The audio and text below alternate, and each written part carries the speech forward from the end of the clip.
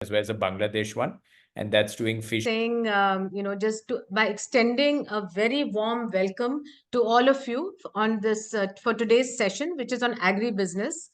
And, I think we are all aware how important this sector is today as it relates to food security. And food security for any country is a major challenge at the moment, and we all need to collectively address this.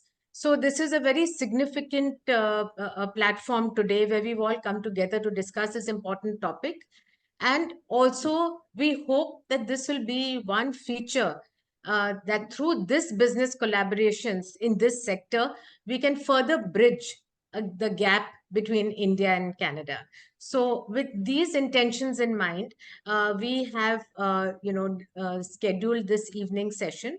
And we are very grateful to His Excellency, Sir Sanjay Kumar Verma, for being the chief guest, for gracing this occasion. And I must say, it was through discussions with him that we decided to start these initiatives, not wait for an actual in-person gathering, but to start a virtual meeting of minds, an exchange of ideas, and a gathering of inputs, so that we can form together, we can collectively, sort of have start a business to business corridor in this agri field.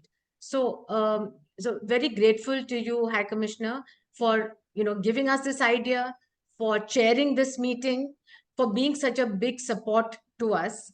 And I was just telling him before we officially started this session that it is thanks to efforts that that he's putting in, which is helping keep this relationship alive, this business corridor going, because many have realized that how difficult the times are between India and Canada, but few realize that what efforts are going on to keep the business alive. So thank you for that, High Commissioner. I am also grateful to Burjis Godrej. You all would know the Godrej Industries. It is, synonymous with India, with the Indian business world. And Burjis is a young business leader who is, driving the agri division of Godrej Industries. Also very much into sustainability, and also doing which is called Agrovet. And he has very kindly agreed to not only give sort of to talk about what Godrej has in mind, which will be a good learning for our Indian and Canadian companies who have joined. What are they looking for? What are they having in mind, so that they can also then accordingly plan what they are doing and what to put forward. But he is also going to give a little bit of the landscape of the potential in India, which will be very valuable to each one of us over here. And to talk about business partnerships. So again, thank you, Burgess, for being here with us and for being part of this initiative here. Um, I'm going to now just hand it over to the both of them to be able to take this forward. But before we go, I just want to say one thing is that we are intending it to be a very interactive discussion. Once the addresses are over, we will leave it out to the audiences to come in with questions, to come in with their suggestions, to come in with ideas.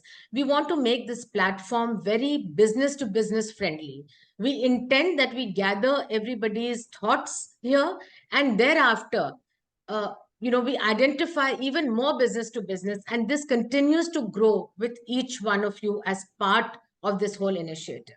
So I'm grateful to all of you for joining. We have Canadian companies joining, we have Indian companies joining, we have Indian organizations, Canadian organizations like Pulse Canada, and we also have the provinces, the Indian representatives of the Canadian provinces. So very warm welcome to all of you. Thank you for joining us. And quickly, let me just introduce formally High Commissioner of India to Canada, His Excellency Sanjay Kumar Verma, who has been in the Indian Foreign Service since 1988 and served in very important Indian missions, whether it was Hong Kong, People's Republic of China, Vietnam, Turkey, Italy, Sudan, and then just was in Japan before coming to Canada. And he has also been in very important positions here in India as Joint Secretary in the global estate management and additional secretary in administration and cyber diplomacy. High Commissioner's tenure in Canada has been dynamic in nature, and that is the least that I can say. He has ensured the welfare of Indian citizens, negated difficult economic policies, balancing the India-Canada relationship, and navigating this very, very difficult and challenging time. Over to you, High Commissioner. Thank you very much, Dr. Hamid. Thanks to Indo-Canadian Business Chamber, who has been able to put all of us together here to discuss about agribusiness.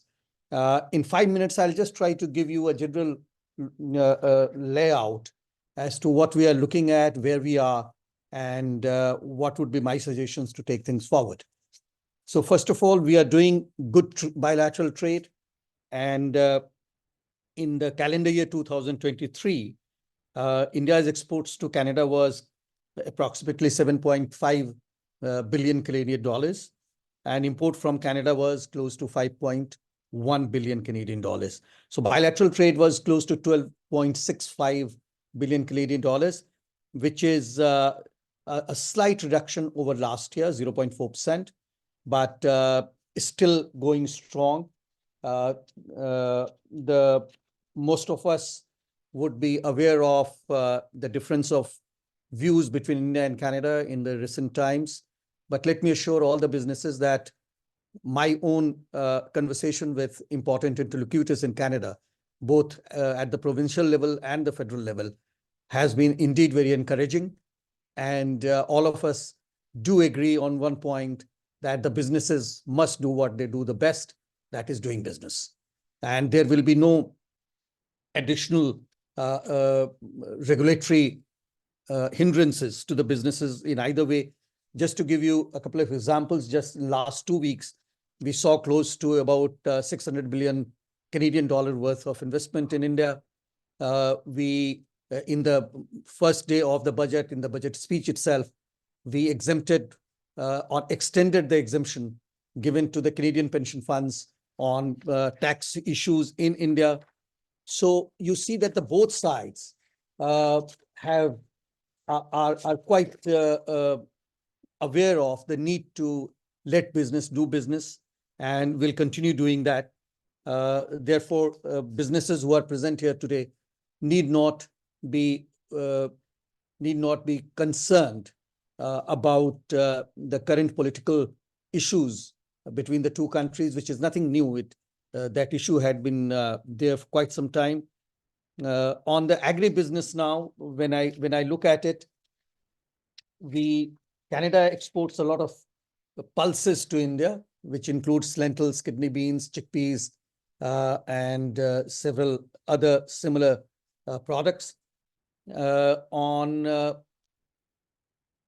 protein cluster is extremely important for us because of the malnutrition issues in India, particularly for young mothers, mothers yet to deliver babies.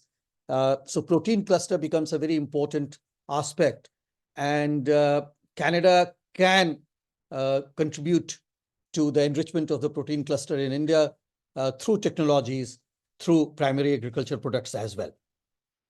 On the research collaboration side, there is a lot we can do together using artificial intelligence in precision agricultural technology, in equipment manufacturing, in exchange of best practices.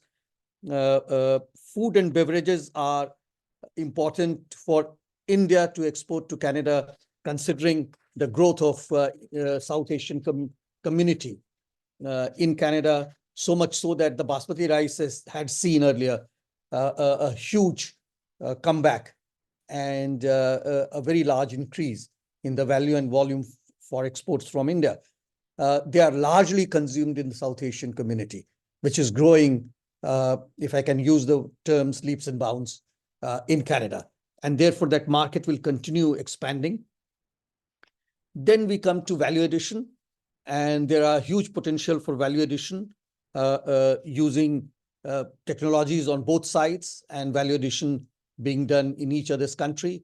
To give an example, in Canada, we have got large producers of ethnic food, South Asian ethnic food, And at least 2 of them have decided to also open manufacturing units in India, only to re-export to Canada because of the capacity limitations that they have in Canada. So a lot can be done. A lot is being done. We can have all the verticals covered, whether they are research, whether they are manufacturing, whether they are trade, whether they are best practices exchange, whether they are investments. So all these verticals can be covered. I think my 5 minutes are getting over now. So I'll stop here and I'll wait for any query if it comes from the floor to be clarified. Thank you very much once again. Thank you, High Commissioner. We could have heard you even longer, but we'll definitely take you upon your offer once after Mr. Godrej speaks.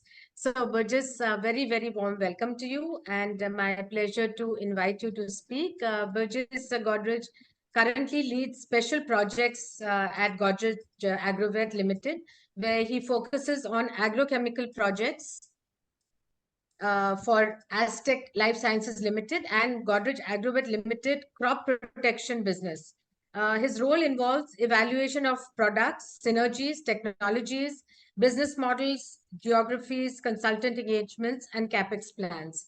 Burjis has very kindly said that since we really want to make it a very interesting and interactive session, even during his presentation, if you have any questions, you want him to pause and discuss something, please feel free to raise your hand and we will invite you to come in and speak.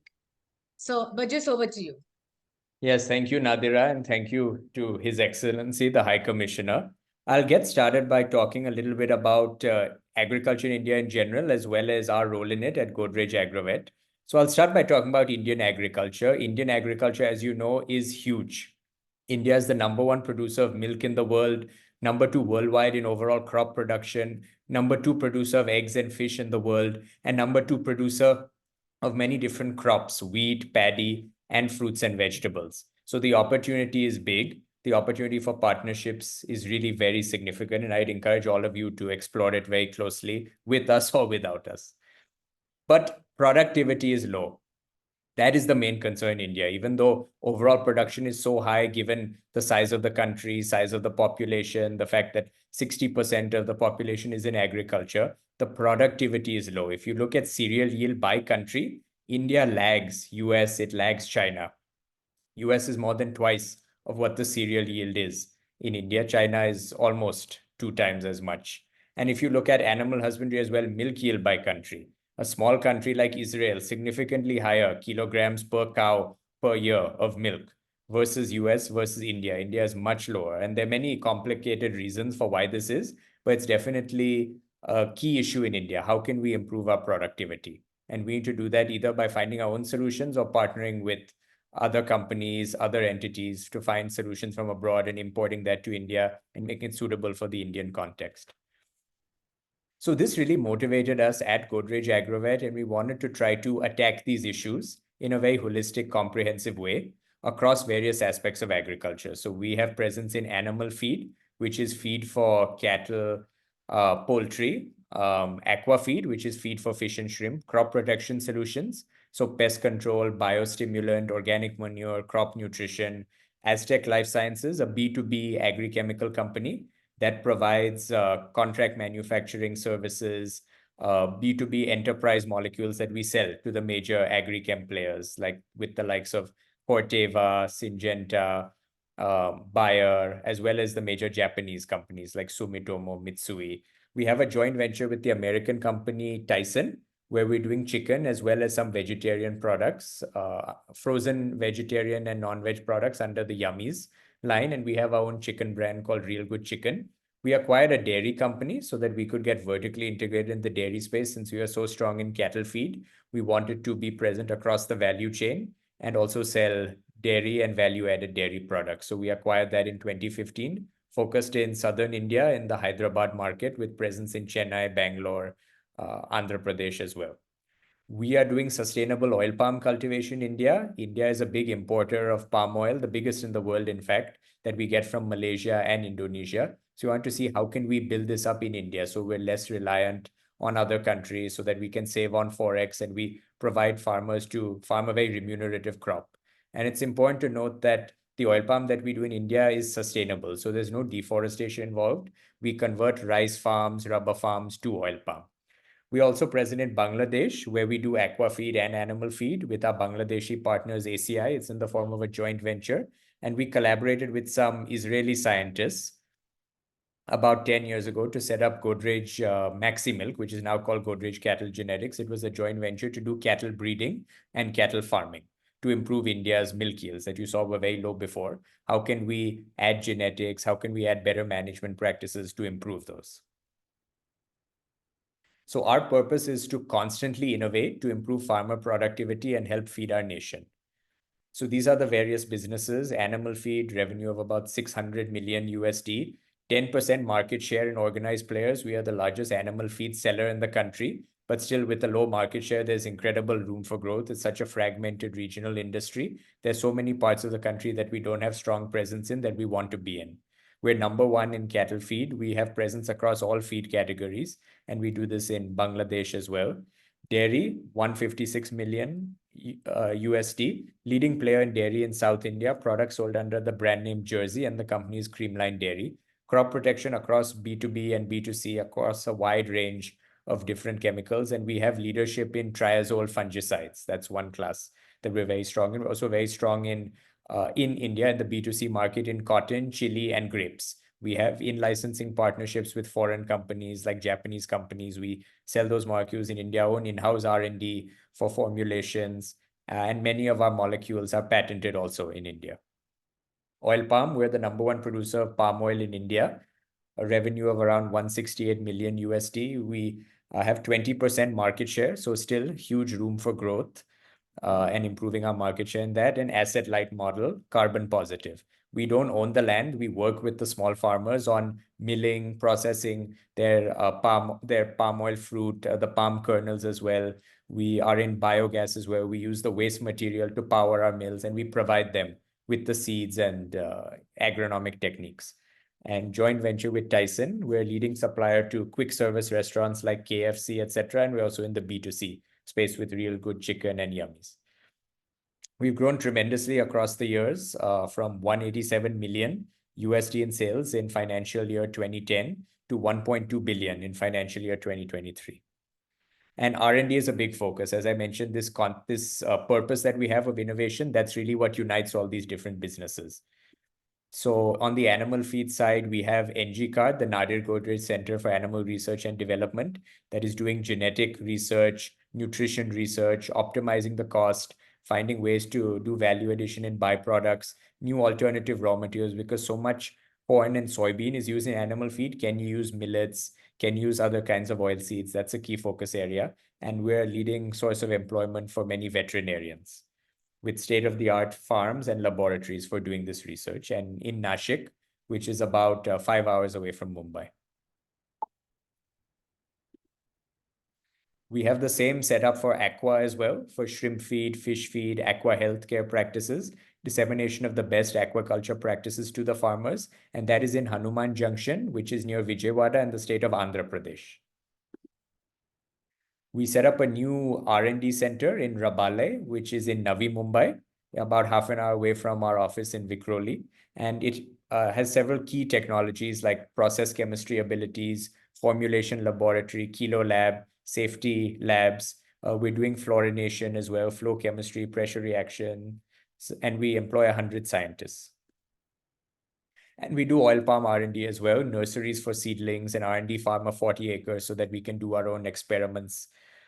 Plant nutrition diagnostic lab for molecular research on soil, leaves, microbiology lab, pilot plant to see if we can add enzymes and other new technologies to improve our yields, and using biomass well. Interesting thing about this business is that it's 100% renewable, because all the empty fruit punch that is not used for the oil is given to us, and we make briquettes out of that and burn that. So 100% renewable business for all our energy needs. And this is in Chintampally in Andhra Pradesh. So this was our process for the cattle genetics business. We started it in 2017, had our first IVF delivery in 2018, continued growing from there, and sold our first cow in July 2020. So it's in the early stages, but it's growing significantly. It will be a big contributor to helping India improve its milk production in the future. We have strong presence around the country, 15,000 customer touch points, and a very strong focus on improving the efficiency of agriculture.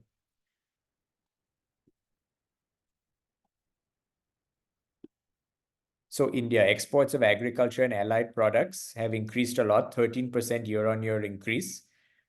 Processed fruits and vegetables up 30%. Processed food products like cereals and miscellaneous processed products up by almost 25%. Poultry, huge increase of 90%. Basmati rice, 40%. Dairy, about 20%. And so India has in place a necessary ecosystem across the agri-exports value chain. So there's no reason why we can't achieve that.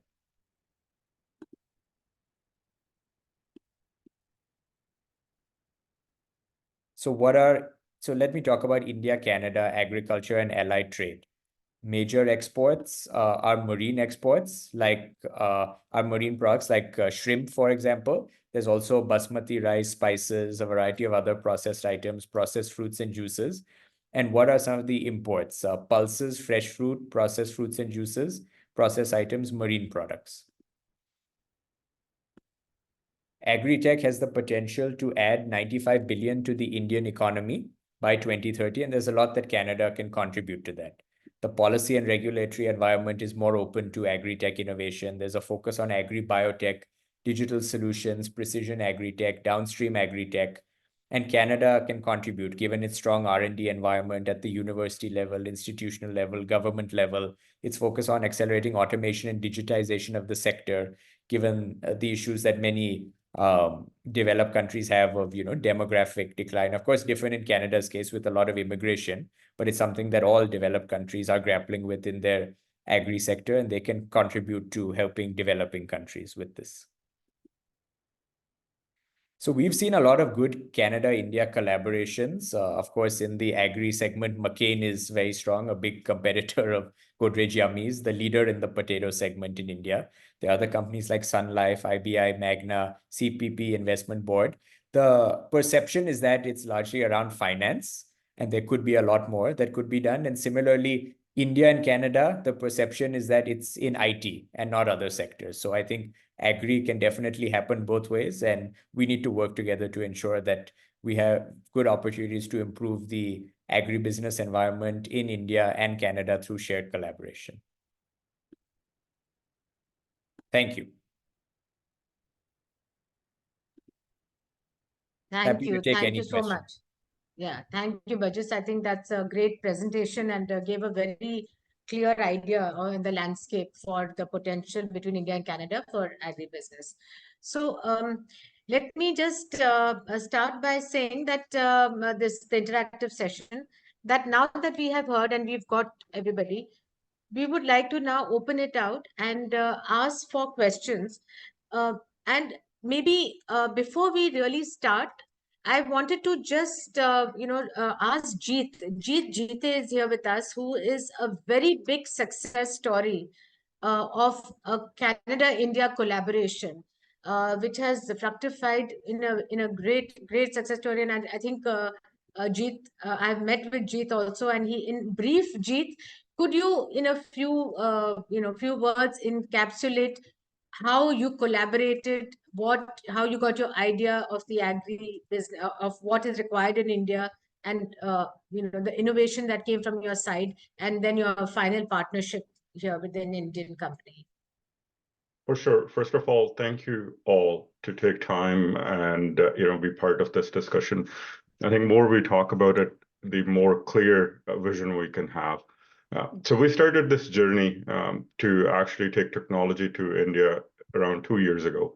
And we started working with the local universities, and we took part of our machine, so smaller version of our machine, to India. We did showcase, and we worked with both Canadian government as well as Indian government, along with all the partners around it. And we were able to do a very successful showcase at Chandigarh. Out of that came a lot of questions and a lot of partnerships. One of them was with the local farmer organization out of northern India, Punjab, Haryana, MP. They are called Northern Farmer Mega FPOs. And working with them, we actually were able to scale down a machine to a format that farmers loved. The result of that was we actually found a very good partner known as Mahindra and Mahindra. And now we have a machine that is going to be available to Indian farmers. Now, this machine is a very unique machine. Basically, it's a no-till farming implement, and you can actually have micronutrients as well as your NPK applied at a single pass, so you don't have to do multiple passes. And it is going to be produced in India and sold by Mahindra in India as well as around the world. So it's one of those things where technology out of Canada was easily adopted to India. Now it had challenges, always does when you take a technology from Canada to India, but having the right partners, working with the right people helps you get there. So we're progressing with it. We just got our subsidies approved, and Indian farmers will be able to benefit from all that. Having said that, even when we talk about ESGs and everything else, the government plays a very big role, and Indian government has been doing great to ensure that farmers get the full benefit of this new technology. Thanks, Jeet, for that. And now we'll open it up for questions. I'm going to be biased and give the first question to my friend Raj. Raj, if you have any question, please start us off. High Commissioner's here and Burjis is here, so you please feel free to ask them anything. And after that, I'll request my colleague Shavik to take in questions as people raise their hands. Terrific. Thank you, Nadira. I really appreciate the opening kickoff. Burjis, it's great to see you again. We met at the B20 in Delhi last year, and excellent presentation. It's amazing to see how Godrej has grown over the years, and I think you guys are definitely leading the agri drive. So I have the initial question that I'd like to kick off with is, you talked about a lot of collaborations across the two countries. Is there an opportunity for Canadian companies for that partnership role? And I think, Jeet, you just kind of referred to the technology transfer as one of them. Canadian companies tend to be very small, especially in the agri world. We don't have a lot of large companies, but there's a lot of smaller companies. You talked about milk production. You talked about the various verticals that you touch. So could you maybe just elaborate a little bit more in terms of a specific area that, that would be a pain point for you today, that potentially one of us, can help drive a discussion forward? Yeah, it's a great question, Raj, and great to see you again. I do remember we met at the lunch at the B20 in Delhi. So yes, it's a very valid question. I think there are a lot of issues that the two sides can work together on. I think one that comes immediately to mind is pulses, because Canada has very high pulse yields and India is not self-sufficient pulses. We need to import, and we import a lot from many other countries. So I think that is something that we could do to improve the pulse yield, pulse productivity in India. And this could be in the form of a joint venture where both sides share equity, or it can also be in licensing. Like we have many in licensing partnerships with Japanese companies. We have one with an Australian one for silica micronutrient. We have one with a Spanish one for amino acids for crop nutrition. The Japanese ones are for pesticides. So definitely with a Canadian company on a biostimulant solution or something like that for pulses would make sense for us and would really help the broader Indian ecosystem. And while people, have concerns about going into developing countries, sharing their technology, India does have a good patent system that is, well protected. So definitely you can work on jointly filing for those patents and registration. And that's a sector of the economy that is a bright spot. And frankly, I think a big advantage that India has over China on patent law, IP protection. So that's definitely one that comes to mind. I think machinery is another great one. It's great to see what Jeet has been working on that front. I think many Canadian companies are very good at, machinery, precision agriculture technology, software as well. So I think that's definitely something that companies could collaborate on. We are not in that segment ourselves, but I know a lot of other companies like, as Jeet mentioned, Mahindra would be very interested in those kinds of partnerships at various levels of their organization. Thank you. Back to you, Nadir. To it for the general audience, I could identify 4 verticals. And all these 4 verticals where Canada can engage with India. So the first vertical where Canada is quite advanced is the food processing. And food processing offers you immense canvas to paint on, all kinds of industries. Second vertical would be food logistics, from pre-harvest to post-harvest and marketing. Third vertical will be precision agricultural technology. We need that largely due to the scarcity of water in India. And the fourth vertical, which would be vertical for the future, would be warehousing in India. So if we look at these 4 verticals, there would be enough opportunities thrown open for collaborations between Canada and India. Thank you. No, I think excellent suggestions, because these are very important. And I think silos comes under that as well, right, High Commissioner? Because that is something that India is really looking for, joint for technology transfer. Fertilizer is another one that comes to mind. Canada has extremely strong fertilizer companies, understanding of how that works, expertise in wheat as well, and other grain crops. So that is also something that, India and Canada could work on together. And as you spoke, Burjis, about the pulses, we've got Janelle Whitley with us, who represents Pulse Canada. Janelle, thank you for joining. We met in Singapore recently, and it was nice of you to remember and join today. Would you have anything to suggest from your side?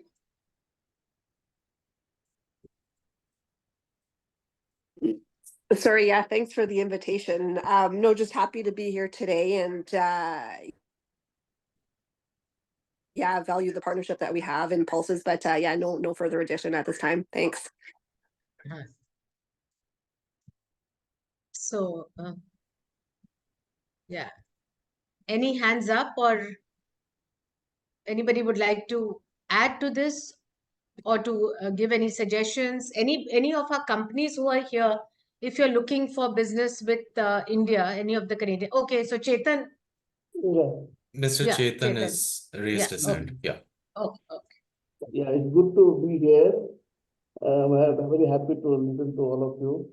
But I think the volume, Chetan, can you just put up your volume, or is it is okay? Yeah.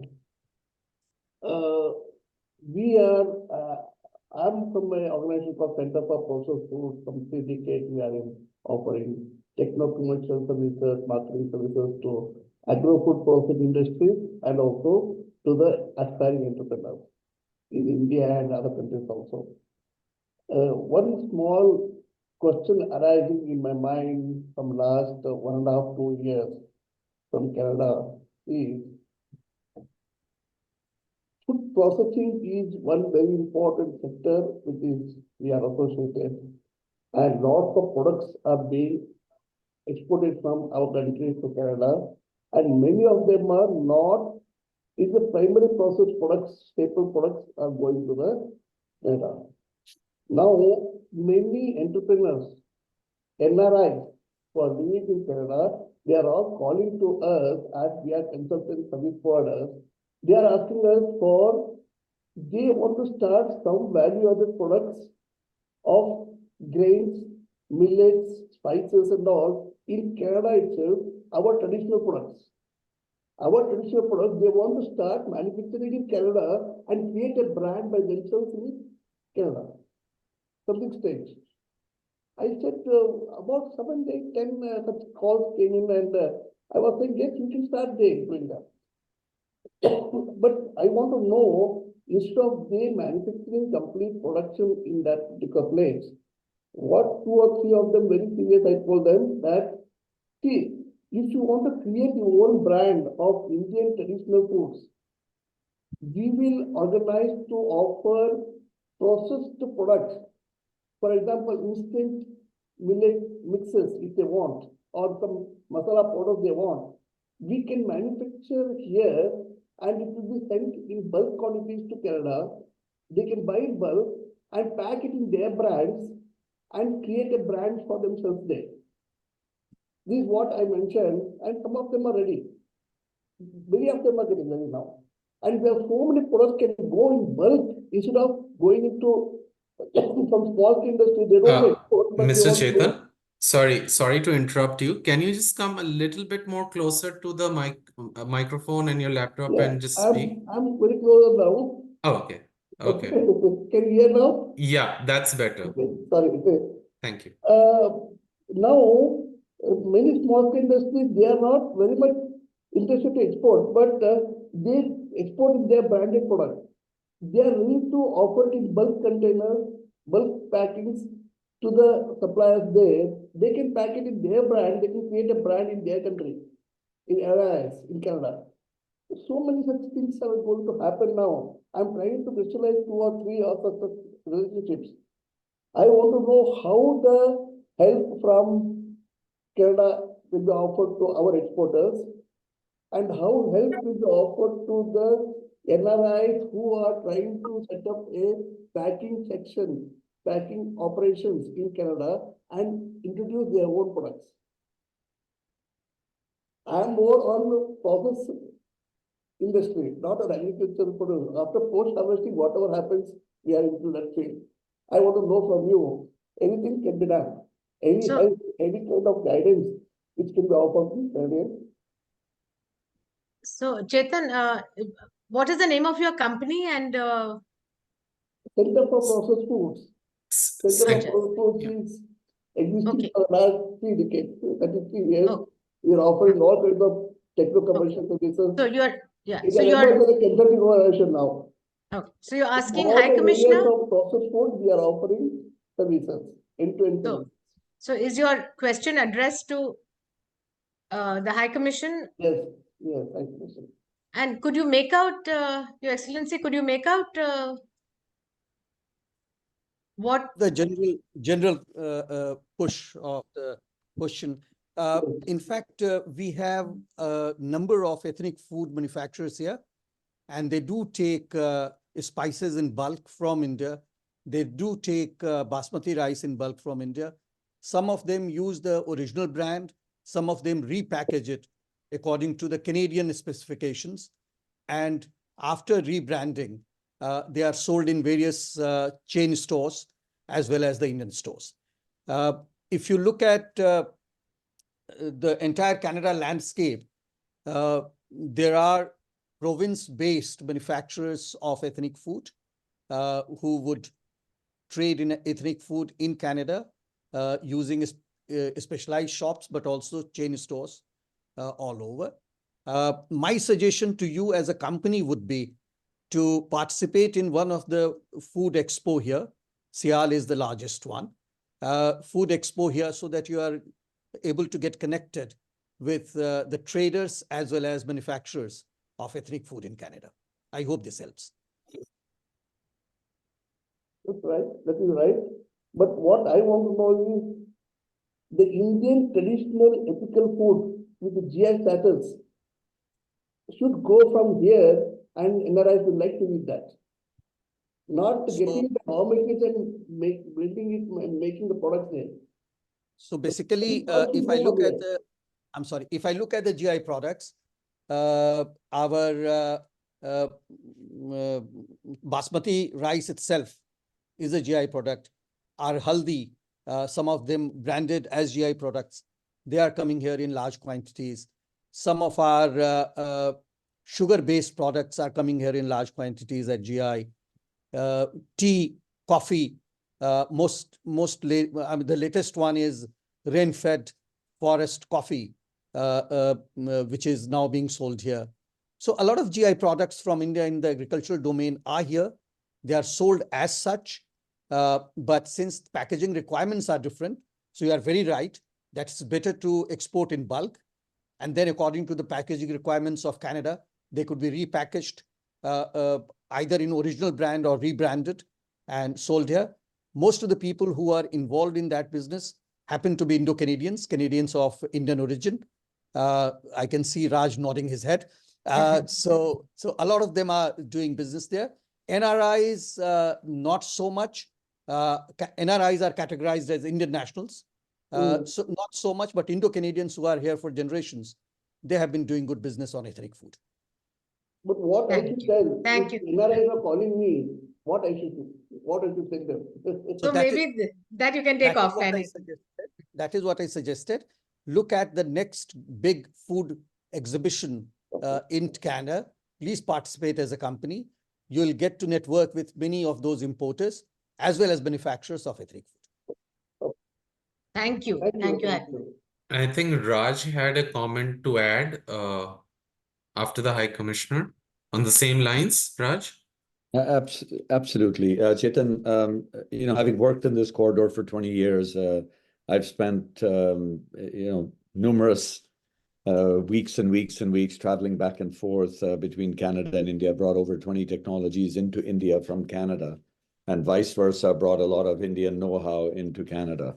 So the essence is, to the High Commissioner Vermaji's comment, it's really critical as an Indian vendor, as an Indian service provider, to actually, start to collaborate at the local level. You've got to get here. You've got to participate, as the High Commissioner so rightfully pointed out. And the third part is prepare a budget for yourself, because, it's an open-ended kind of progress. So you've got to decide, am I going to spend, $10,000, $50,000, $100,000 to penetrate this market? We've worked with some successful Indian companies who are not prepared to come and spend the dollars required to actually penetrate a market. So any market development is the usual process. You've got to do your research, come to the market, meet the people, and then take your next decision. I think those are very clear, and seriously, the Canadian business, the Canada-India corridor is extremely, extremely valuable. Thank you, thank you. So don't be afraid. Not afraid. I want to encourage. Yes. Thank you. Thank you, Raj. Vasant, you had a question? Yes. Thank you for organizing this, Nadira and the Icbc team. It's great to participate in this. Can you hear me? Okay. Yes, sir. Yeah. Yeah. So as some of you know, we've been in the post-harvest space for the last 3 years, representing a company called Meridian out of Winnipeg in Manitoba, Canada. And our focus has been on near-farm storage. While there have been a few government initiatives at the central government level, we found it very difficult to get traction at the ground level. We've put up a pilot. We've visited a lot of FPOs across multiple states. We started in Haryana, then we went to Madhya Pradesh, and we've attempted that. However, it is still limited, the traction that we are getting. Just opening it out for any suggestions people might have. Very encouraging to hear what Jeet said, and I've had a Zoom session with him once before, and it was very valuable. But any comments anyone has and any encouragement would be most welcome. Thank you.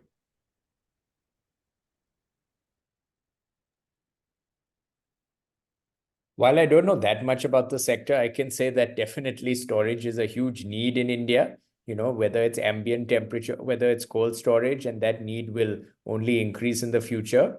I think it's definitely something worth representing to various policymakers, institutions like CII, IMC, FICCI on, what can be done to promote it. And if it gets to the right channels, I think a lot of people will listen carefully, because it is a huge need. The post-harvest losses in the country are tremendous. And if you want to solve, the yield and productivity challenges, you need to think about both what's happening on the farm and what happens right after. So I think huge need, and definitely more should be done on that front. But it is a neglected area by the government. I think it's really low-hanging fruit to, work with private sector to build it up by the public sector. And I think it could solve many of the challenges. Thank you. Sanjay, what I would suggest is you are looking at Haryana, which is very close to the market. So the need for storage for farmers there would be much less than going to an area where the markets are far away. So therefore, my suggestion would be to look at those FPOs where the markets, mandis as we call, are far away, and therefore they will need more storage solutions to extend the shelf life of their products. And finally, whenever there is a demand in the market, to take the product to the market. That will be my suggestion to you. Thank you. Thank you.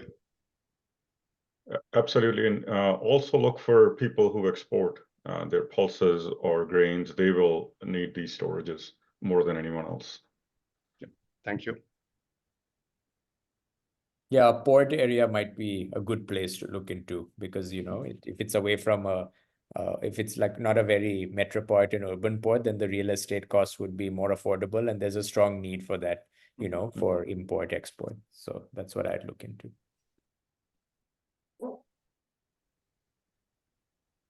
Thank you. Thank you for those comments. High Commissioner, there is a question from Opportunities New Brunswick for you. It's from Mr. Sushil Rana, who represents Opportunities New Brunswick here in India. As you would be aware, ONB is a lead economic development agency for the province, and they are a new entrant here in India. So their question is, they would like to know your observations, comments, or where do you see New Brunswick and how does it, you set it apart from other large provinces in Canada, both in terms of having development and attracting Indian companies' investment to the province. So it's the other way around, but particularly in areas which still remain unexplored and can be tapped by Indian businesses. Thank you very much for that question. And as we all know that New Brunswick is a very important partner when it comes to paper pulp, both chemical and organic. So I will suggest that since the demand in India is very large, so kindly keep working on that corridor, but also look at something where New Brunswick, as per my understanding, is paying a lot of attention, which is the data-driven society. We have got some good data solutions. We have got startups which should be ready to invest in New Brunswick, developing the solutions according to your own requirements, starting with the province, but also going national. So on the startup ecosystem, particularly the data-driven startups, please have a look at that. That will be a huge opportunity. Third opportunity I would mention will be talent and skills, particularly in the health segment, where there is a stress at the moment in Canada on the health professionals. So if New Brunswick can make it easier for Indian health professionals to migrate to New Brunswick, it will add quite a lot of value, both economic and social, to New Brunswick. We would like to see more conversations with New Brunswick. At the moment, it is not very high. So we would like to see that. And finally, since you are representing New Brunswick in India, my suggestion will be to get a good, well-composed business delegation to India so that they can see India by themselves and decide what to do next. I second that, High Commissioner. Sushil, we need to work on a delegation to come here, to come to India. No, thank you so much, High Commissioner, for your comments. My apologies, my internet is patchy, so I'll keep my camera off. But some of the suggestions that you made are very apt, and we are working towards those, particularly around developing talents and skills in New Brunswick and attracting or attracting migrants to New Brunswick. That's one area where government is kind of proactively working towards that. And we have a specific program, which is business immigration program, which actually provides that kind of hand-holding and landing in New Brunswick for entrepreneurs and HNIs to kind of set up their business while being based in New Brunswick.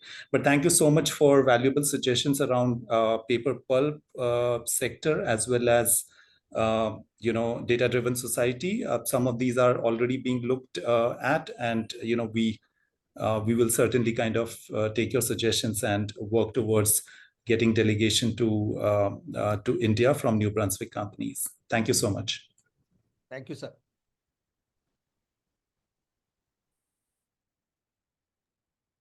Yes, Raj, go ahead. Sorry, I was just going to throw a thought across for Sushil. New Brunswick, being one of the smaller provinces in Canada, I think there's a lot of competency and specialization in certain areas. And I think if Sushil, to Nadira's recommendation, getting a delegation, part of the challenge, and we did this 15 years ago, and we brought the first telecom delegation to India, which was in the year 2008. We worked very closely with the entire ecosystem in India, with TIE, with EDC, with the Canadian Trade Commissioner Service. And what we were able to do is we brought 80 people in from Canada in 2008, 2009, in the early revolution of telecom. And that resulted in over 20 specific areas of collaboration that existed for Airtel, Idea, Vodafone, all the large telcos. So, there's a focused element of what you need to do. So my suggestion to you, as representing New Brunswick in India, is take that top competency of New Brunswick, because we've got unbelievable technology and entrepreneurs in Canada, but they're very small. And hence your organization, your representation in India, with Nadira's help and their organization, can actually amplify the opportunity. And then the second biggest job is to convince those entrepreneurs to actually come to India. This used to be, was pulling teeth. I had to meet people 5 times to convince them that making that investment to come to India is worth their while. And all of that landscape has changed. Now it's amplified 20x, thanks to Prime Minister Modi's international marketing skills. I think India is now, right at the top of the pecking order. So it's no longer resistance of going to India. Thank you, Mr. Narula. Thank you for that valuable feedback. And we are kind of, experiencing some challenges around educating New Brunswick companies about India opportunity and helping them understand that this is a longer term market. And one visit may not, yield the kind of results they probably expect.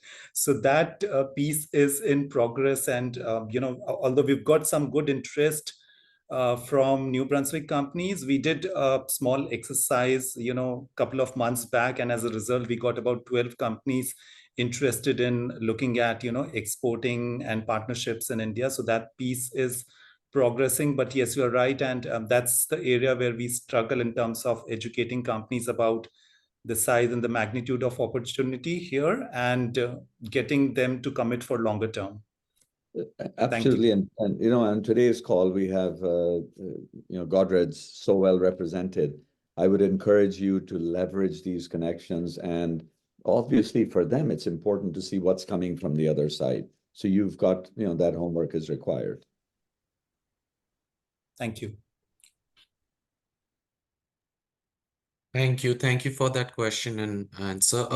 Mr. Gautam from Icbc Montreal, you have your hand raised. Yes, hi. First of all, thank you so much for having me here. Thank you, Raj, for inviting. So my name is Neeraj Gautam. This is first time I'm connecting, so I'll little bit introduce myself. I'm the chair for Montreal chapter of Indo-Canada Chamber of Commerce. We've been to India recently, and basically I represent Quebec. I see different IT companies are already here, whether it's Tata or Aditya Group is coming to Quebec.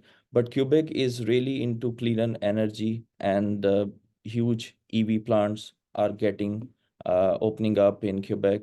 And those companies are really looking support from India, and there is a port in Montreal as well, which is a huge advantage. It was a really short invite. Otherwise, I could have brought my members, which are really into agro-tech business. We do have a couple of companies that are trying to tap into Indian market. They are basically into fertilizers, softwares, and soil testing softwares. I already connected them to Raj to find out different opportunities for them in India, but that is something to increase the soil productivity. And as explained by Mr. Godrej, to increase the growth, whether it's into the milk production or it's into, the farming or agriculture. So those companies, yes, there is a huge opportunity for them to tap into Indian market. And on the other side, there are many small and medium-sized businesses which can really enter into Quebec market, because I see there are not too many Indian businessmen or companies coming into Quebec. Maybe it can be because of this French, phobia, but there is a huge market for Indian businesses to come to Quebec and promote their products. There are different industries which we can support, and we look forward to work closely with ICBC to connect many businesses of Quebec to Indian businesses. Thank you. Thank you. So what I'll now just request is that we are in the last leg of our session. So in case there are any more questions, please raise your hand. And otherwise, we can then ask, again, High Commissioner and Burjis to sort of give some closing remarks and what should be, and then we can, probably send minutes of the meeting, any important takeaways, we'll do it on an email and send it around to the group. And then maybe we can convene a meeting, not a formal kind of a session, but a meeting to take forward the ideas that have been exchanged today and what we should take up in the future. So, so I don't see any hands up. So I presume that, you could probably let us know questions even later, and that is also fine by us. I just want to quickly acknowledge Shilpa Saad, who's here. She heads TD Bank in India, and she's on our board, a national board. So if you're here, Shilpa, if you're still here and you'd like to just say a few words, we'd be very happy to hear from you. And if you don't want to say anything right now, just want to, welcome you. And oh, there you are, Shilpa. Yeah. Hi everyone, just a very quick hi. So nice to, this was a really excellent session, I would say. I mean, it's really an eye-opener for a lot of things. And for me, of course, I've not explored this sector as much. So hence it was, great learning to hear all the insights from High Commissioner as well as Mr. Godrej and Raj. And I think it was actually a very value-adding session. I hope we have more of these. Thanks, Nadira, for organizing this. Yeah. Thanks, Shilpa, for those words. So I'll acknowledge all the companies that are here. I'm also, like to acknowledge Opportunities New Brunswick, because all of you have made such an effort to join. A big team has come in just to show how serious you are about India, and we are here to support you. And High Commissioner is there also, and we would really love to see more and more of New Brunswick in India. So that's a big thank you to you. Also, Saskatchewan Trade has joined, and the Saskatchewan High representative also. So thanks to them. With this, I'll wind up, and I will ask Burgess to say a few closing remarks, and then request High Commissioner Sanjay Verma to say his last words, and then formally close the session.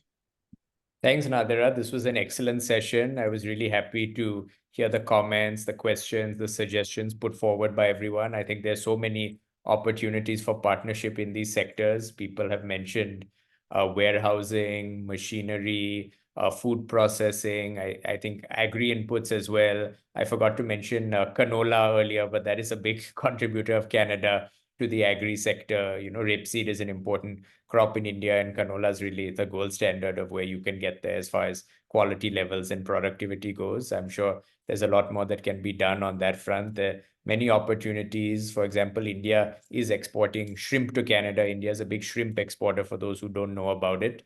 So that's definitely something that Canadian companies can work on doing the processing in India, doing value addition in India, and then sending it back to Canada for the market over there. So those are some ideas that come to mind. I really welcome the chance to continue the conversation with all of you. If you have any suggestions, do reach out to me on LinkedIn, or Nadira can share my email with you. And I will send the presentation over to her so that she can send it to everyone on this call. Thank you. Thank you, Burjis. Over to you, High Commissioner. Thank you very much. One topic which did not get covered, and I would urge everyone to look at it if you are doing exports in agricultural products, either way, is the codex. So kindly make yourself aware of the codex of the two countries, codex alimentary, that is, and so that your products are not rejected at the border points of either country. In case of pulses, we have made an exemption. In India, we need fumigation of pulses, but here we have accepted the Canadian system. Without fumigation also, we are accepting the Canadian pulses. So codex is an important part.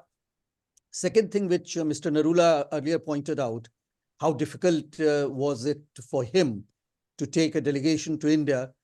Now it is not so difficult, but yet those who understand and know India, I would request you, urge you to talk about New India, which has emerged on the world stage.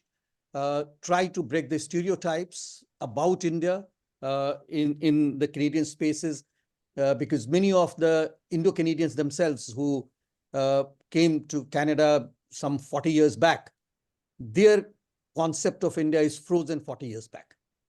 So therefore, find your resources correctly, find your resources who can advise you rightly to move ahead. As earlier said, food processing, food logistics, precision agri-tech, warehousing, these are very important sectors to look at to start with. Those who have joined us for Canadian exports to India, both technology export as well as product export, please be aware that India is a highly segmented market. So don't treat India as one market. It's multiple markets. Even one province in India can have multiple markets. So look at the segment you are looking at. Also look at the sort of the minimum amount that you need to sell. And if it is 100,000 units, you need not go to any metropolitan city, because 100,000 units could be sold anywhere in India, in any tier 2, tier 3 cities. So understand the segment of Indian market, understand your target, whether they are HNIs, where they are the middle class, where they are rural people. So target them well, and then sort of market your product accordingly. So this will be all that I wanted to add in addition to what was already said. Thank you very much, Dr. Hamid. Thank you, Dr. Godrej, for telling me a few things which I did not know. Thank you very much. Thank you. Thank you all. And we will send all of you the key takeaways from this. And when we can convene again to take this forward, we should not let this initiative go waste. We should capitalize on it. So look forward to working together. And thank you all for joining. Thank you very much. All the best. Thank you. Thank you all. Thank you. Thank you, Nadira. Thank you, High Commissioner. Thank you to everyone. Bye.